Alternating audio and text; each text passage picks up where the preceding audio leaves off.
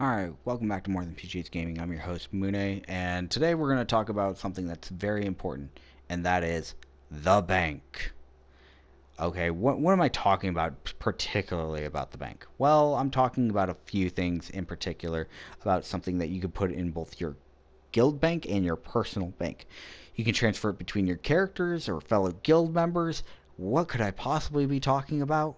Well, it's not items, so what else could it be? It's gold. Okay, so gold is a very nice currency that's been around pretty much since the game started. So, what is gold currently used for in Neverwinter? Well, it's used to buy things from the shops that are around the game. It's also used to buy uh, various items. It's also used in some campaigns to complete some tasks. Like, I will pull up a campaign real quick.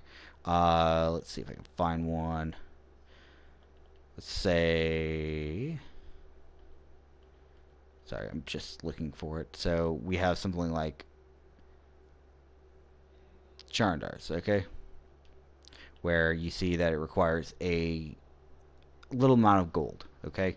To make their keys or build other things like vouchers. You notice that it's always requiring some kind of gold in some way or form to do each of these tasks. And it doesn't matter if it's an old campaign or a new one. Let's go to the new Ravenloft campaign. If I wanted to build a key, it doesn't really require any gold, which is kind of funny, right? So, but let's see. It doesn't cost anything for the boons. Jungle's a Cholt. Again, they kind of got rid of the requirement for the gold for a lot of the things in the later campaigns, but that doesn't mean that they're completely gone. Okay, the Cloaked Ascendancy, again, doesn't require it for any of their things.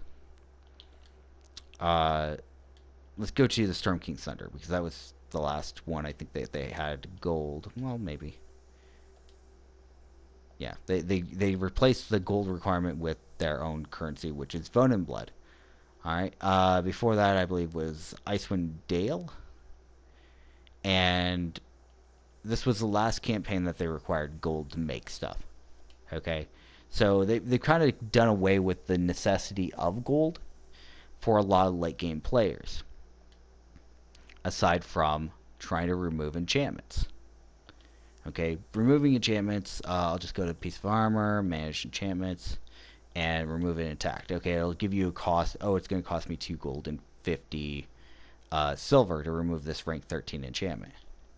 And I think it's based off of the level of the enchantment. Because this one's going to cost me 3 gold and 50 silver as opposed to 2. So it's a little bit more expensive even though it's just a rank higher. Weapon enchantments are the same cost. Regardless of what they are, it seems to be, because this is a rank 12. Let's take a look at the armor enchantment. Okay, so lesser ones are a little bit cheaper. So, that being the case, gold it has limited uses, okay, in the current mod. And when we jump into the next mod, mod 15, we're going to need gold to pay for the commission cost of all professions. On top of that, the normal items that you would normally sell off the ground that enemies would drop, they're no longer going to be dropping. That means no more professional skill kits, which means that you're going to have to spend gold for those. They're no longer going to be dropping potions, which means you're going to have to spend gold for those, or AD in some cases. Okay. Equipment you're probably going to be using for refinement, unless you're maxed out on refinement, then you might sell them for gold. But a lot of people will be just like, well, whatever, I don't want this. Okay, I see myself do it all the time. Another way to actually make gold, though, is just picking it off the ground. You can increase your amount of gold that you earn by picking up stuff off the ground, or the amount of gold you get for completing quest, by just putting on equipment as well as enchantments onto your character. One easy way that I have found out is simply putting insignias of prosperity on your mounts. Mind you, the cheapest prosperity on the auction house is about 25,000, and sorry, that is for your enlightened insignias. And the most expensive are the crescents, which are at the lowest 55,000 on the PS4. So that's kind of a bit. I think when I added it up a little bit earlier, it would cost you almost uh, an average of about 675,000 to do this. Okay, and with the current amount of AD, so it's very expensive. Okay, but there are other ways to get gold. If you have a companion and you have the guy from Barovia, he has an active bonus that gives you more gold. A lot of people probably have this guy. It really does help when you're running through the Barovian campaign. So, really good asset there. There isn't really a whole lot of boons that you can do to increase it, aside from the treasure hunter, which you get kind of early on. I think you only have to have your treasure hunter boon up to like 2 or 3, or maybe it's 4. I don't even remember right off the top of my head.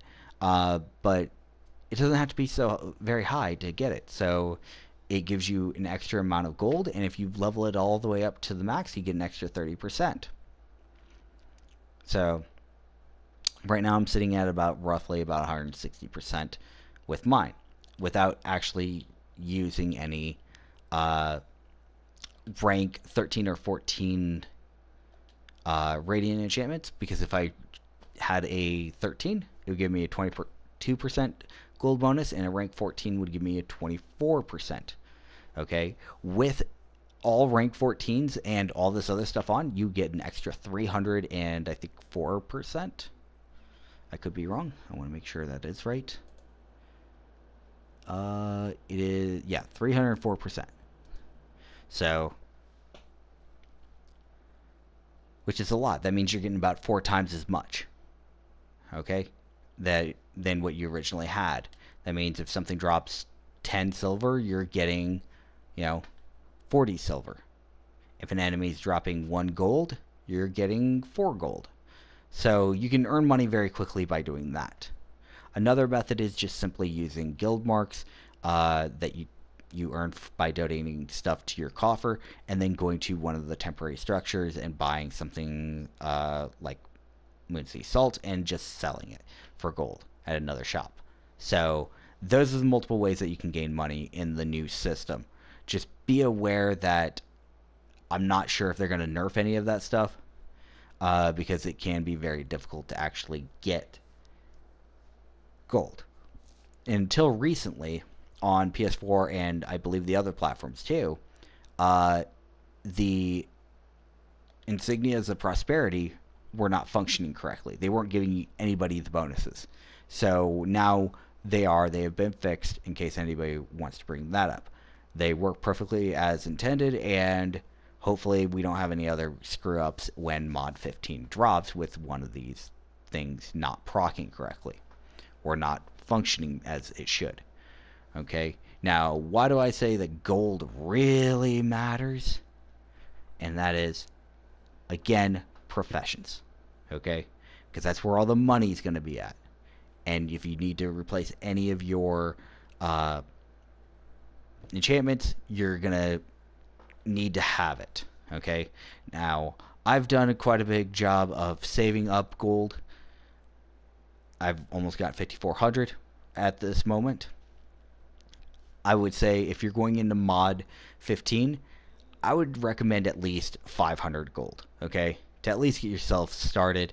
I know the commission costs are not that expensive, but they add up after a good amount of time, okay, especially if you're running it with characters that don't typically do anything other than professions, okay. It can be quite tiresome, because then you're going to constantly have to, get them gold, okay. So just be aware that you may run into tasks that are like, oh, this requires, 10 silver. Okay, great. How long can I do these tasks for 10 silver if I can do these tasks every 8 hours? That means 30 silver a day. Okay? So, and I said, out of what? 500? So it's 1,000, or sorry, 100 for every amount. So with 500 gold, you could repeat the task for about 16,000 days, okay? But here's the thing. If you have, let's say you only have your 3 characters, okay? That means you could run it for 5,000 days, which is not that big of a deal. Okay? But if you have, like, one of my friends or me, I have 8 characters, okay? I'll just use my amount. I have 8 characters. That's 2,083. Or as high-end players, a lot of people on PC used to do this. They would have a maximum of 50 characters doing clockwork task. You're going to last 333 days, which is less than a year off of 500 gold, okay? Now that's assuming that every task that you're doing only costs 10 silver and you're doing it 3 times a day. Now, if you start going into any professional task that are, let's say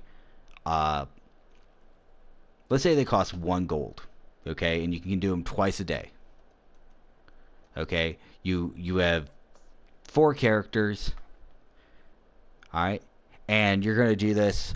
You're expecting that you're probably not going to have a significant gold gain over that period of time. Let's say you plan to gain absolutely no gold during 3 months' time, okay? That's 90 days. It would cost you 720 gold to run that. And even if you subverted and made the other 220 gold over that period of time,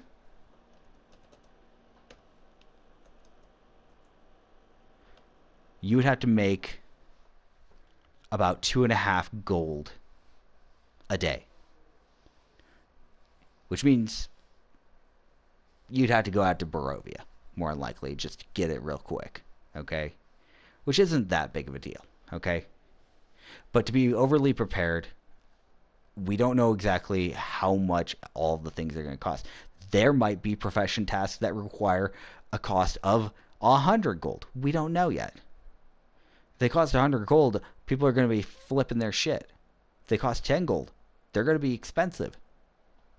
Okay, so be aware that the cost for the commission, we don't know the full amount of how much they're going to cost. We're guessing at this point because everything's still in the preview shard. We can take an estimate off of what we've seen and make a good judgment, an estimated guess on what it should or should not be.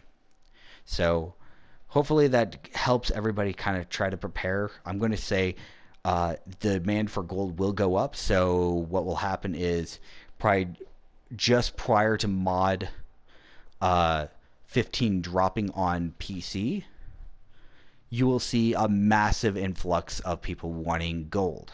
Okay, so just a heads up for anybody who has this game on PC, you will see a demand for gold go up. Okay, might be really funny. You might think, oh yeah, he doesn't know what he's talking about, but it's an anticipation. Now, if we find out after it launches on PC that the demand for gold is still going up or staying steady with the demand that it was just prior to, then console players will have more time to actually prepare. That being said, I know for a fact that on console, a lot of players are probably going to miss this opportunity to build up their gold. And what will happen is they will fail to get that gold, and then they will start panicking when they need it, which will cause the demand for gold to go up, which means they'll have to find other ways to get it. And since almost anything can be sold for gold in the game, the prices of items in the auction house will go up. So just a heads up on that, especially those things like potions. Okay, so be prepared for that. Watch the market If you want to make a profit out of it, go ahead. I'm not going to stop you. If you are going to be one of those people who's going to prepare themselves for Mod 15 by getting as much gold as possible, kudos to you. I know I have been doing that, and if anybody sees me online, I am still offering a Blood Ruby for 24 gold. I have a few. Or, if you would like, I will trade a single Blood Ruby for a stack of 99 Exalted Potions of Healing. So, hit me up. You know what my ID is. Shouldn't be very hard to find. Okay? I'm Ui Sasaki. And if you're having trouble finding me, here's my tag. Mune.